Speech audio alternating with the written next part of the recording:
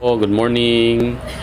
Nandito po tayo ngayon sa kalsada. Papunta po tayo sa Barangay 152 Malibay, Pasay. Magkakaroon po tayo ng barangay visitation. Pagkatapos po ng ating outreach program, yun, nandito na po tayo. Kasama po yung mga team squads ng Pasay. Yan. Naabutan po natin dito yung ski councilors at saka ski chairwoman. Binisita po natin sila kung anong mga programa nila sa panahon ng International Day Against Drug Abuse and Illicit Trafficking. Yun. Napakahusay po ng mga ski dito. Salamat po.